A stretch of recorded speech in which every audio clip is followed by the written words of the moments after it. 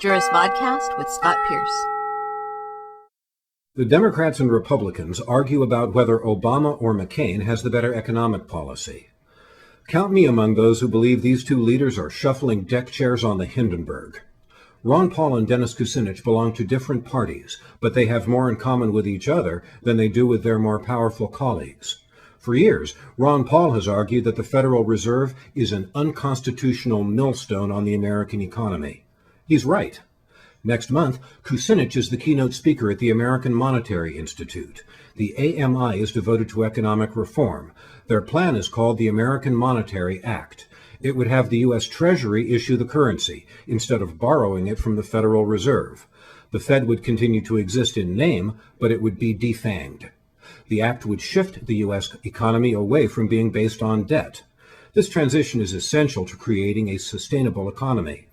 The Federal Reserve is almost 100 years old, but the U.S. economy has been based on debt since the Washington administration at the end of the 18th century.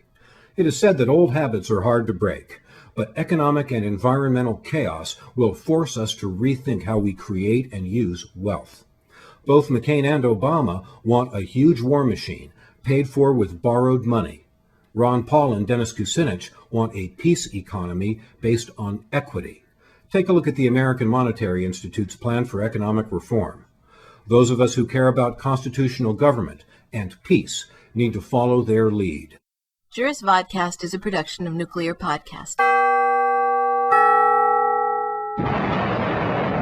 Creative Commons Attribution, Non-Commercial, No Derivatives.